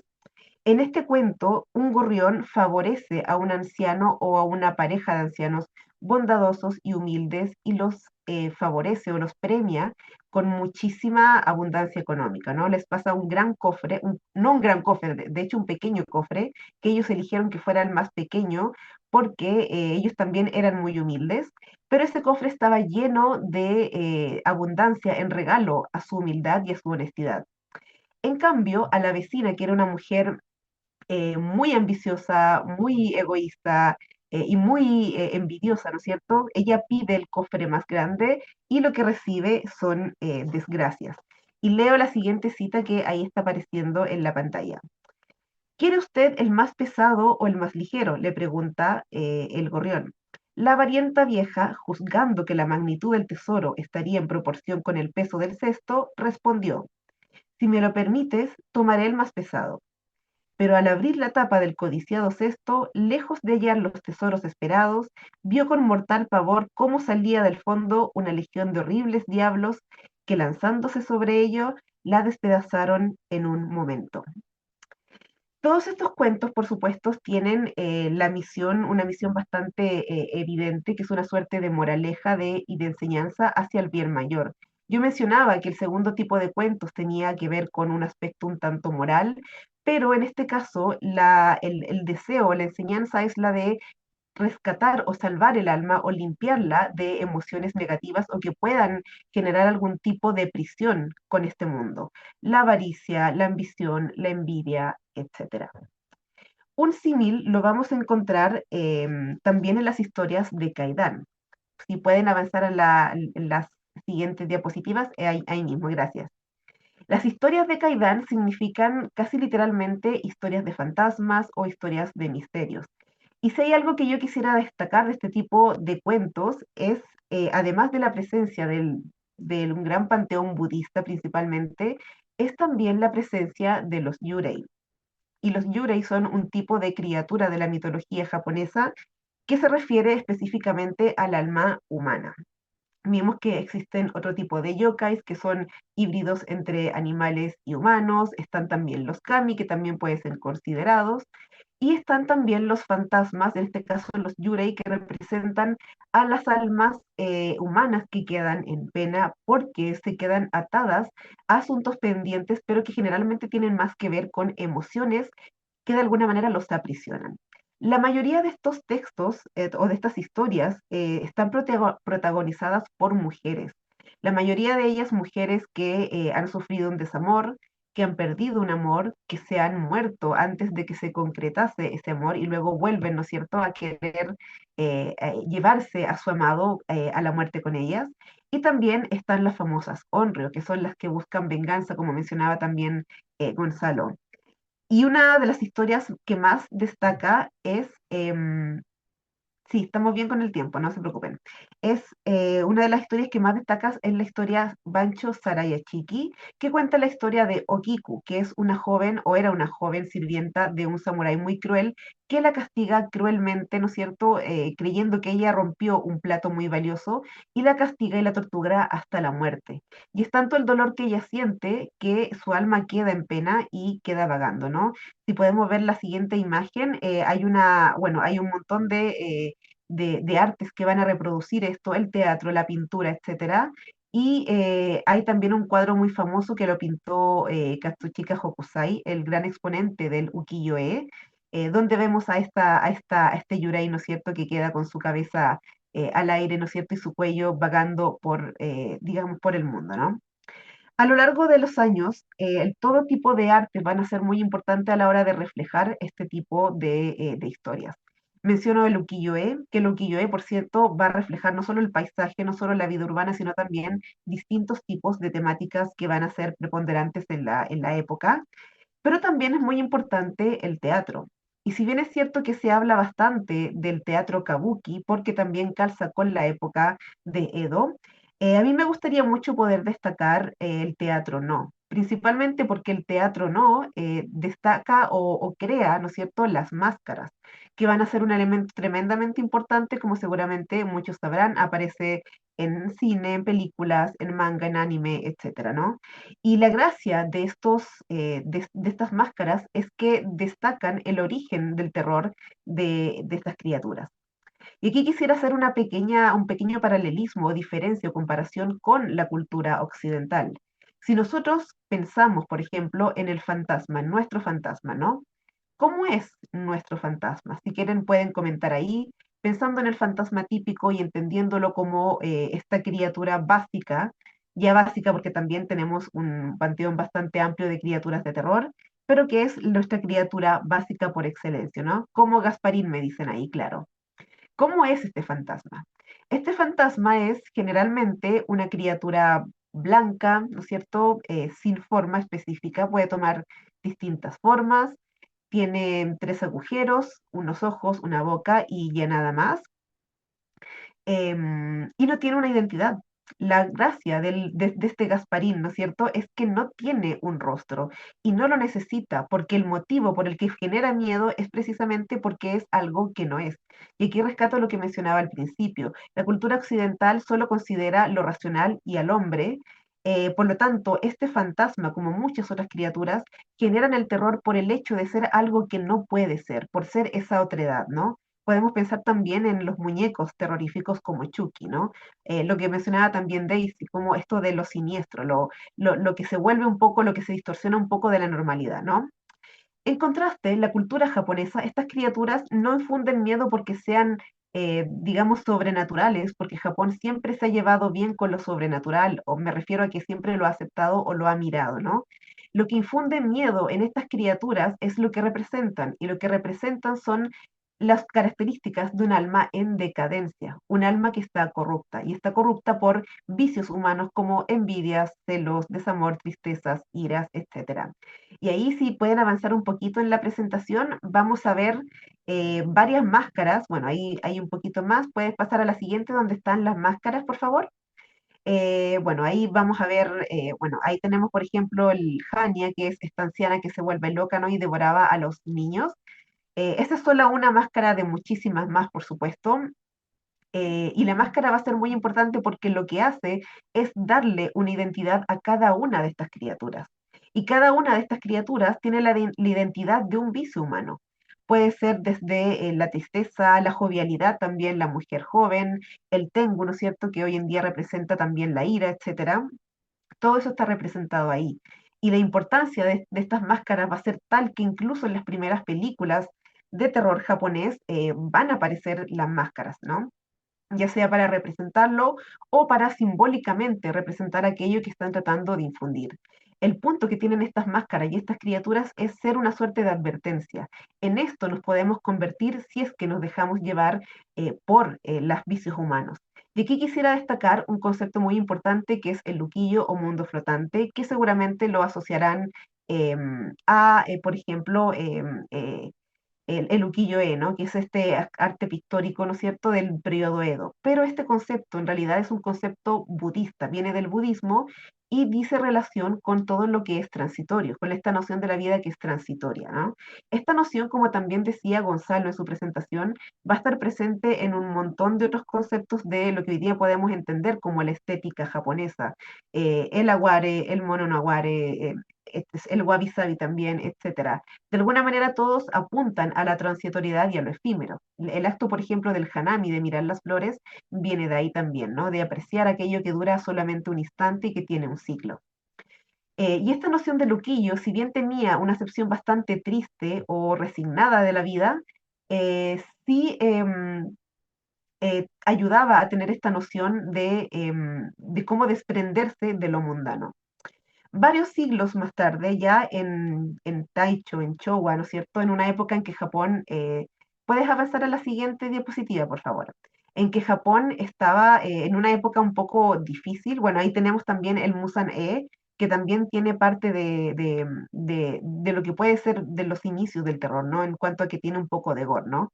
No olvidemos que la historia japonesa está repleta de un periodo de muchas guerras y parte de esa violencia se va a reflejar también en este tipo de pinturas. Pasando un poquito más adelante, ya en Showa, ¿no es cierto?, en la época de las guerras mundiales, van a aparecer los primeros cuentos de autores ya modernos, y ellos van a tener una visión particular de la vida. Aquí quiero destacar a tres autores en particular, que son Osamu Dazai, Ryunosuke Akutagawa y Junichiro Tanizaki. Y si hay algo que los atraviesa a los tres en sus obras es el concepto de la decadencia. Cada uno de ellos lo va a reflejar de una manera distinta. En el caso de Dazai, por ejemplo, sabemos que su obra gira en torno al tema de las máscaras sociales, de esta suerte de falsedad a la hora de relacionarnos con otros. Quiero destacar de Dazai sus cuentos de cabecera, que fue una colección de cuentos que él hizo, que eran nada menos que reescrituras de algunos de los cuentos populares o de los relatos tradicionales de Japón, que son incluso, de hecho, los que acabo de mencionar al inicio de la presentación, ¿no? El gorrión de la lengua cortada, la montaña Kachikachi, Urashima, no recuerdo qué otro más, pero eran 4 cuentos, ¿no? Y algo que hace Dazai en estos cuentos es cuestionarlos y de alguna manera deconstruirlos.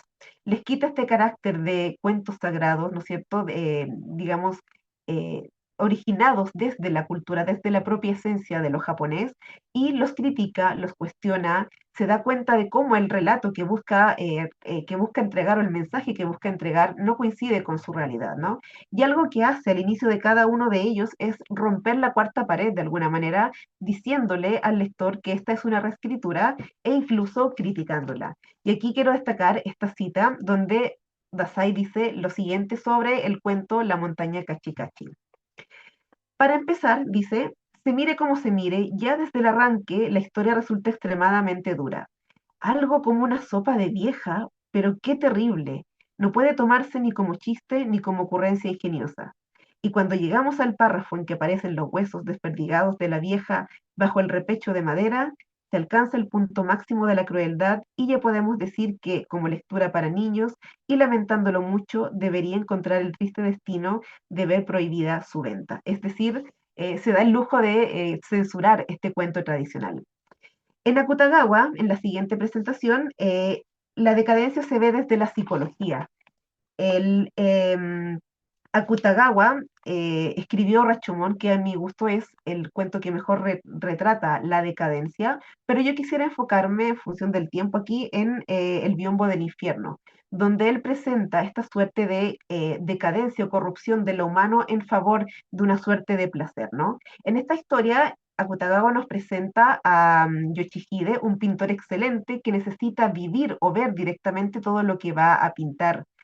Y cuando a él le piden o le encargan pintar el biombo del infierno, que es el infierno, obviamente se imaginarán lo que sucede, ¿no? Él dice que, ahí lo dice en la cita también, que él necesita ver directamente este infierno. Por lo tanto, lo que hace es eh, torturar a todos sus allegados, a todos sus ayudantes, con tal de ver vivo este infierno. Pero el clímax llega cuando él debe retratar a la joven que cae en la carroza y es quemada por los fuegos del infierno.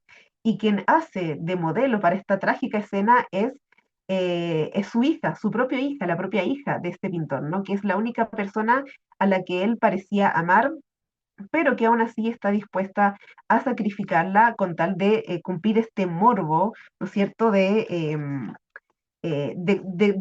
hacer esta pintura. Y aquí cito la impresión que tiene este narrador. Dice así: qué caso tan extraño. El mismo hombre que momentos antes viéramos sufrir como arrojado en el mismo infierno, daba ahora muestra de un júbilo incontenible. Estaba fascinado. Contemplaba extasiado la macabra escena ajeno al tormento de su hija. Es decir, primero hay sufrimiento, esa es la parte humana que quedaba de él, pero finalmente este morbo, esta corrupción humana, ¿no es cierto?, él gana, es más fuerte y él termina disfrutando de esta muerte. Finalmente, el tercer autor al que quiero referirme es Junichiro Tanizaki. Y Tanizaki me parece a mí que es el punto máximo. Bueno, aquí hay algunas imágenes del biombo del infierno, hay por supuesto muchísimas imágenes dando vuelta. Y con Tanizaki ya llegamos al punto culmine, me parece a mí, de esta suerte de terror que mezcla lo horroroso con el placer y con el gozo. Hay algo que yo quisiera destacar, que es nuevamente el concepto de Luquillo. Yo había mencionado hace un rato atrás que Luquillo es este concepto budista que habla de la transitoriedad de la vida. En la época del periodo Edo, esta noción comienza a cambiar. Sigue refiriéndose a la transitoriedad de la vida, pero el mensaje o la enseñanza que queda para el pueblo es distinta. Y si antes tenía la acepción de liberarnos o desprendernos de lo mundano, en esta época se toma como una excusa para poder vivir el momento a concho. Y eso, como lo vemos en Tanizaki y en otros de los autores también modernos, se entiende como una suerte de placer corrupto, como una suerte de placer en decadencia, en que el placer de alguna manera consume a la parte más humana, que es lo que veíamos aquí en este pintor, ¿no? En el cuento El tatuaje, curiosamente, Tanizaki inicia describiendo gran parte de lo que podríamos entender como este mundo flotante de Edo, ¿no? Un mundo que está, digamos, movido por este placer un poco superficial.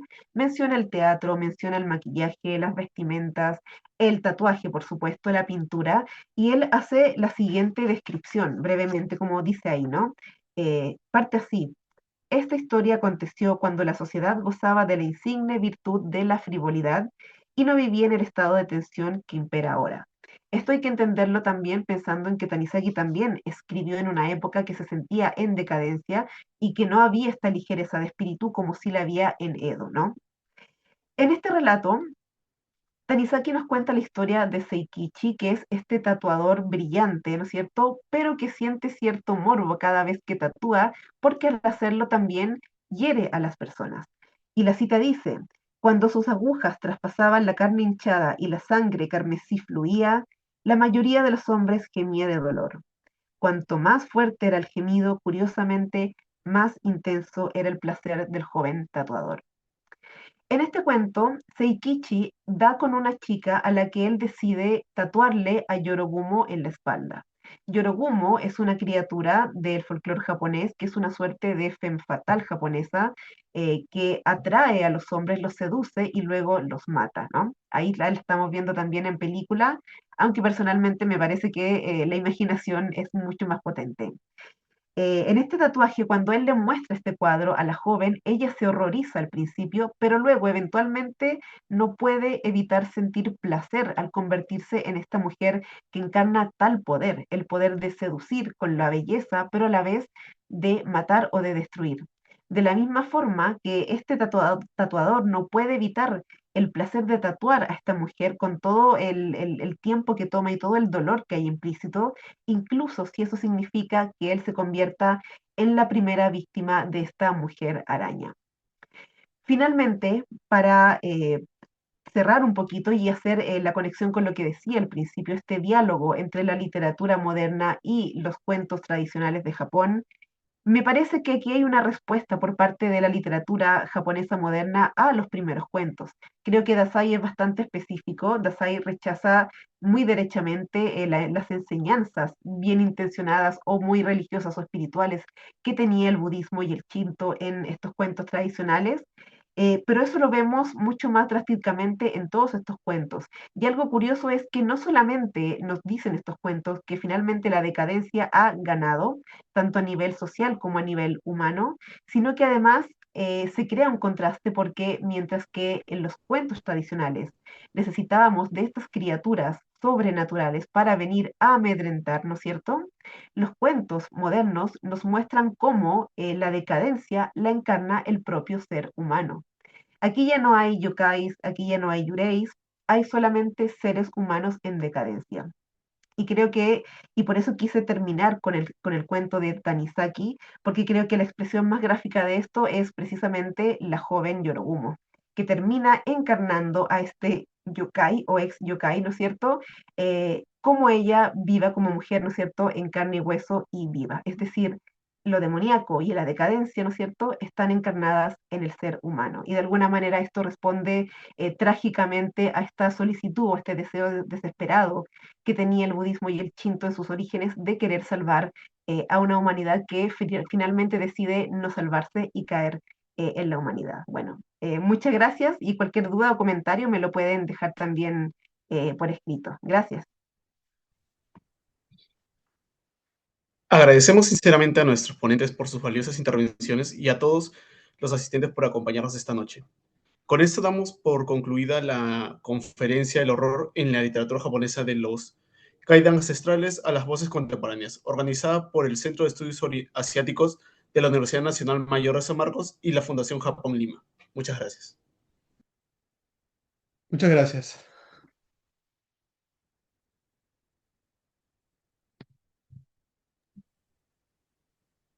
Muchas gracias. Buenas noches con todos. Muchas gracias y buenas noches.